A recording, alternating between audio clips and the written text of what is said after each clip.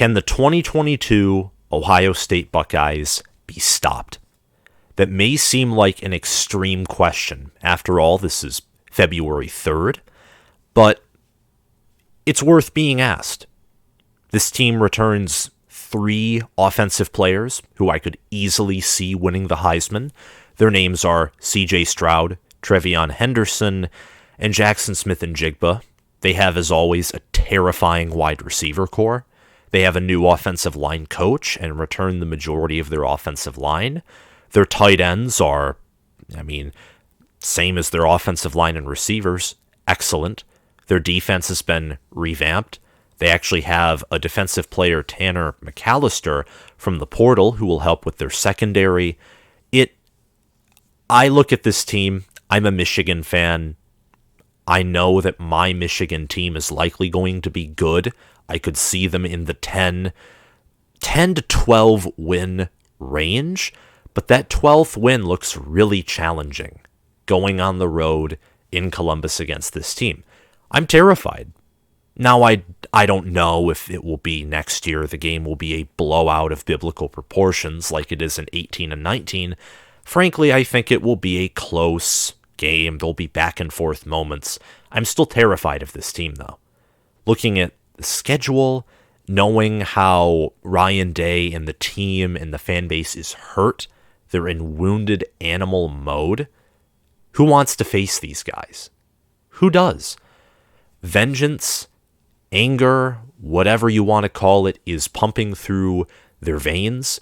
They are number one, I think the number one or contending for the number one name, image, and likeness program. Their recruiting is still excellent. They're first in the Big Ten yet again. I think this is their 4th or 5th. I listened to Steve Dace and his Michigan podcast, and he was talking about how Ohio State's recruiting class is like their 4th or 5th straight that's in the top 5, which is holy crap. It's insane. Their average recruit ranking is nearly 3 points ahead of the second place team, which is Penn State this year. And that's the norm for most years. It's anywhere between like 4 to 3 points, whether it's over Michigan or Penn State, the typical second place teams in recruiting. So they have a massive talent gap advantage. If you look at 24/7 Sports talent composite, I'm actually going to bring it up right here just to put this in, put it in perspective is how I kind of want to put it. You go to 2022, and it's taken a while to load here, but whatever. You go there. Ohio State's average ranking is rounded up a 93. Michigan's is an 89. Penn State is like an 89.5. Michigan and Ohio State, the gap between those programs by average individual talent, individual rating. Ohio State's is a 93. Michigan's is an 89. Michigan State's is about an 85.5. So Ohio State's talent gap ahead of Michigan by individual player is nearly as large as Michigan's over Michigan State's. That's insanity. And it's the same way with Ohio State over everyone else. They have insane talent, but the pitfall this past year was poor management. And today, just in case you haven't already guessed, this is an all Ohio State discussion. I'm going to be talking about reasons why I think they will win the Big Ten this year, and we'll discuss their depth chart as well in a little bit. But back to the point. Their talent is insane. The coaching was what was holding them back. They just fired their basically entire defensive staff outside of Larry Johnson, the defensive line coach. And this was almost a month ago. They hired Jim Knowles. They hired a coach from Cincinnati who coached Sauce Gardner and others as well.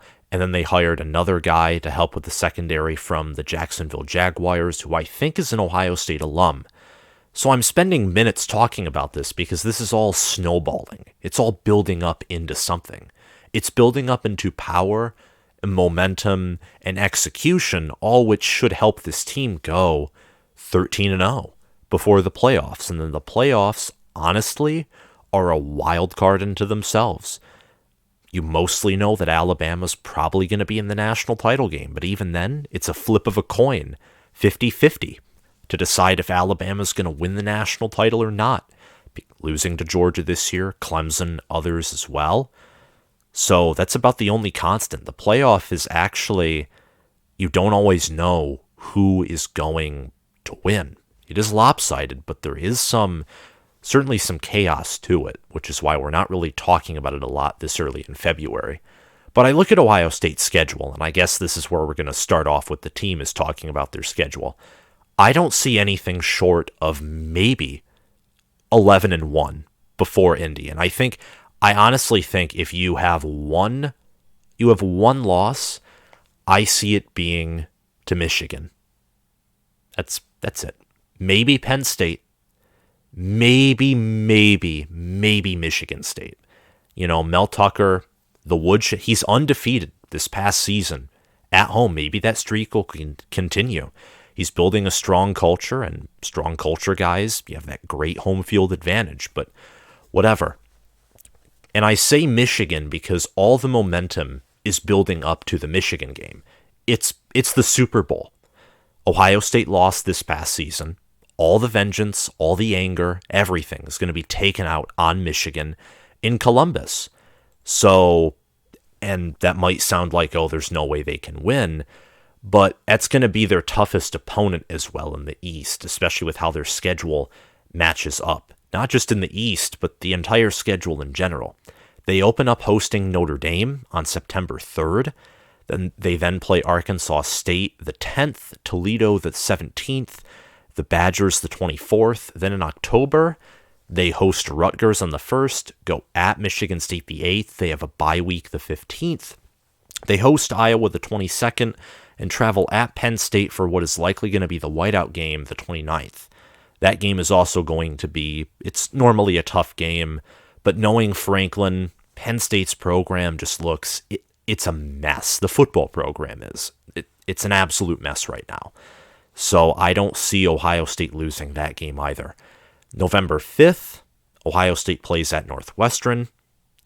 They host Indiana the 12th, play at Maryland the 19th, and host Michigan the 26th. And when I said Michigan, I was seeing as maybe the only loss, that doesn't mean I'm thinking Michigan's going to win or that it will be easy or like somewhat likely for Michigan to win. The odds are slim for Michigan to go into Columbus and win. I think that Michigan is better than Penn State substantially. Same with Michigan State, same with Wisconsin, same with any program listed on Ohio State's schedule, actually, for 2022, which is the reason I said that, because of they're Ohio State's toughest opponent. But still, Ohio State, they host their toughest opponent. Iowa and Wisconsin, those solid West teams defensively are always tough to play on the road. You have them at home. You have a mental and talent advantage over teams like Michigan State and Penn State, who you play on the road. Northwestern is a team that never seems, they never do well against a team that is vastly superior to them in talent. And by do well, I mean they never win. They struggle to beat Michigan the many times they could have. They've struggled to beat Ohio State the many times they could have, mainly because of talent, just like far and above superior talent and good enough coaching to manage that talent as well. Notre Dame, you should be able to name the score on them. It's an opener. This is going to be the game that sets off what I would call the quote-unquote revenge tour. You might not like that, but yeah, I look at this schedule. There's no reason for Ohio State to not go 13-0. Again, the games in order are Notre Dame, Arkansas State, Toledo, Wisconsin, Rutgers, an away game at Michigan State, hosting Iowa, at Penn State, at Northwestern, hosting Indiana, at Maryland, and hosting Michigan. Now I'm going to head in and just talk about some key points, and we're going to discuss the depth chart along with these key points as well. The revenge tour. And I'm listing this partially, yes, because it's funny, because Michigan used it in 2018, but it also makes sense because I think this is what Ohio State's year is going to be about. Seriously. And case in point is one. Ohio State's talent is still on top of the rest of the Big Ten by a good margin. We've already talked about this. Another, and this is where we're going to get into the depth, the offense should not miss a beat from this past year. Thank you to 11 Warriors for making this initial depth chart projection. A lot of them are very speculative, but seeing that this is from an Ohio State site, it was made around a week ago, so it's going to be more accurate than some of the older ones. It's just nice to have. I'll link it down below. Same for other videos. I'm going to be talking about Michigan, Penn State, Michigan State, other programs as well in the coming weeks. At quarterback, you have CJ Stroud, who returns. At running back, you have Trevion Henderson. And at the slot wide receiver, you have Jackson Smith and Jigba. So those three right there already should be evidence the offense is not going to miss a beat from the past season. It's going to be similar, if not better, because if you do have a better defense, the offense shouldn't feel as pressured, and I guarantee you Ryan Day is going to learn from some of his coaching hiccups and play calling this past season as well. So just those three right there, but then you also have at wide receiver X, Marvin Harrison Jr., and at wide receiver Z, Emeka Egbuka. Those two are the projected starters. Those two looked good in the Rose Bowl game. Julian Fleming is projected to be a backup once again, but even though he is a backup and some would consider him a bust for a 5-star, he's still better than a lot of starters around the nation. So again, the wide receiver room is really deep for CJ Stroud to utilize. And same with the running back room. You have Mayan Williams and Evan Pryor as the projected backups. And if Stroud somehow goes down, which always could be the case, like you always have to have that in the back of your head. You never want to be like Jimbo Fisher in 2017 where your starter goes down, your backup is raw, never been challenged, and he goes out and ruins the year. It's not going to happen either. You have Kyle McCord as the projected backup, and true freshman Devin Brown, who's really good and a rising star in the recruiting rankings, a 5-star on some sites, is projected to be the third stringer. At tight end, Mitch Rossi is the projected starter. At left tackle, you have Paris Johnson Jr., who is a returning starter. At center, you do have Luke Weipel. You have Donovan Jackson, who was a big 5-star recruit in 2 recruiting classes ago. You have DeWand Jones as well. And yeah, I mean, you return more than half, I think 3 out of 5 offensive linemen. Johnson is expected to move from right guard to his natural position of left tackle now that Nicholas Petit-Frere and Thayer Munford are gone as well. So you have some returning starters on the offensive line, and with the new O-line coach, again, I expect him, even with some limited experience for recruiting. I heard some people question how good he is at recruiting because UCLA hasn't had very good classes. I guarantee you if Ryan Day hired him, though you never know with Kerry Combs and what happened over there, I guarantee you he's at least competent. At least competent. Not to worry. The defense should also improve. As we all know, Jim Knowles was hired, and he also brought a transfer from Oklahoma State as well in Tanner McAllister, who was ranked as a 4-star according to the transfer rankings on 24/7 Sports. The projected starters at defensive end are Zach Harrison and JT Tuimalau.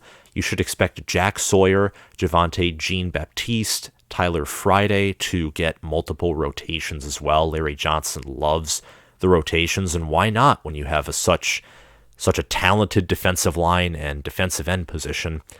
At defensive tackle, for 3-tech, you have Teron Vincent as the projected starter. At defensive tackle, you have Jerron Cage as the projected nose tackle starter. Linebacker, you have some returning starters, but seeing how weak the position was and how Jim Knowles is going to coach the linebackers, you never know who is going to be the starter. Steel Chambers should be the front runner. Watch out for Tommy Eichenberg as well, but don't be surprised if the 11 scholarship linebackers in total if there's question marks around that entire position in spring and even probably into summer practice as well, as Jim Knowles is going to definitely prioritize to see who is the best leader, performance on the field, etc., like any good position coach will do. At the linebacker Sam position, it's basically the same story as well. Cornerback, you have Denzel Burke, Cameron Brown are the projected starters. Denzel Burke was fascinating, amazing. He got freshman All-American honors, so there should be no disrespect to him. Cameron Brown, when healthy, was good as well. Sevyn Banks is in the transfer portal, departing from the program after he had a season-ending injury. Correct me if I'm wrong down in the comments below. You also have Tanner McAllister, again, transferring in. He's the projected starter at cover safety. At strong safety, Ronnie Hickman returns. He's a really critical player as well. And Josh Proctor as well, assuming he makes a full recovery, should also be the starter at the free safety position. So that's the defense and the offense, discussing the depth chart as part of my points for Ohio State enacting their revenge. When you have that many returning starters and that much talent combined, it often sets you up to kind of have some automatic success, if that's appropriate to call. Expect the rookie mistakes of the 2021 team to depart. CJ Stroud never threw a collegiate pass before 2021. It took him some time to warm up. The defense and all, they had kind of some of their first true practices since the COVID year. And with the poor coaching they had and some of the youth they had, it all resulted in an atrocious series of starts in their first 3 games against Minnesota, Oregon, and Tulsa. All of those games, in retrospect, were closer than they should have been. So expect those mistakes to depart. By the end of the year, the team looked more seasoned, but still, you can't erase all mistakes. You can't erase the green status of first-year starters at once. It's very hard to do that, especially when they're younger. Like, if they've been with the program a while, sure. But Stroud, I think, was only a freshman or a sophomore. Henderson was a true freshman, and there were moments where you definitely noticed it as well. Expect those things to leave, especially with a full prep season of practice, and we all know that the coaching staff is going to prioritize eliminating those mistakes with some of the losses drilled into their heads from last year.